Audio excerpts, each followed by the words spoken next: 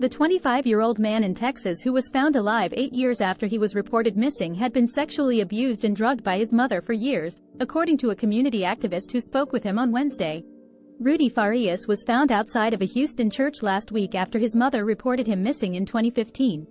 Farias was 17 when his mom said he never returned home from a walk with his dogs. Investigators with the Houston Police Department's Missing Persons Unit spoke with Farias and his mother Wednesday, though details from that conversation have not been released. Quanell X, a well-known community activist in Houston, said Farias told him he was sexually abused and heavily drugged by his mother for years. "I never heard of a mother doing to a child what this woman did," he said. "That boy needs to go to the best drug rehab and best psychological, mental health facility we can find for him. He's a good kid. That kid was just severely abused." Quanell said Farias told him he ran away in 2015 but returned 2 days later. Farias reportedly told Quanell that his mother threatened him, saying he would get into trouble with police if he said anything. Farias claims he wasn't allowed to leave home for the last 8 years, according to Quanell.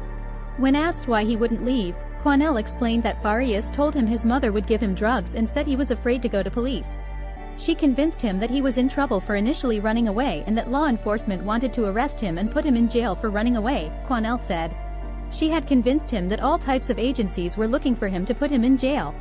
Farias ultimately had enough and wanted his mother to respect his boundaries, according to Quanell.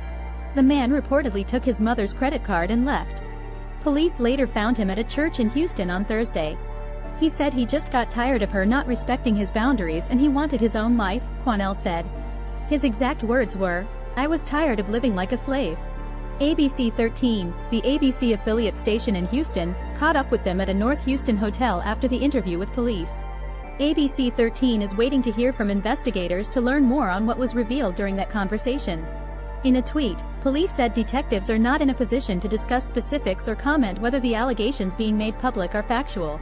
Meanwhile, neighbors claim they never knew Farias was reported missing, saying they would see him around. Civil court records obtained by ABC 13 revealed his mother lives on the same street in Northeast Houston. "He used to come in my garage, chill with my cousin, son, and daughter," said Kisha Ross. "That boy has never been missing." The Texas Center for Missing shared the following statement on behalf of the family when Farias was found. "We want to thank the media and public for all their support. My son Rudy Farias IV was found on Thursday, June 29, after being missing for 8 years. Currently, we do not have any additional information on Rudy's case. What we do know is at the time of his recovery, a Good Samaritan located him unresponsive and immediately called police and 911. My son Rudy is receiving the care he needs to overcome his trauma, but at this time, he is nonverbal and not able to communicate with us. We are asking for privacy during this difficult time but will share more details as Rudy continues to heal." The chief of the Houston Fire Department told ABC 13 that Farias refused to be transported by ambulance, which his mother signed off on, and he was left in his family's care. Farias' mother shared pictures with ABC 13, claiming she brought her son to the hospital. At the time, the mother believed her son had been beaten, abused and kidnapped all of these years. Another neighbor said he's seen Farias living at his mother's home for years. "I was just shocked someone over here was missing, and we see him," he said. "It's shocking to everyone." At the time of Farias' disappearance, his mother told officials that he suffered from depression and PTSD since his brother died in a motorcycle accident in 2011, something neighbors said he would speak about. He said he had lost a brother in a motorcycle accident, Ross said. "I know when he was thinking about his brother, he wouldn't come to hang out. He would go and sit there in the back in the woods by himself." On Tuesday, ABC 13 spoke with Farias' mother outside her home. She did not want to go on camera but claimed the man her neighbors have spent time with and was seen living with her as her nephew. She shared a picture of him, but neighbors refuted that claim, saying the person in the photo is not him. Now, they're trying to wrap their heads around why either of them would say Farias was ever missing.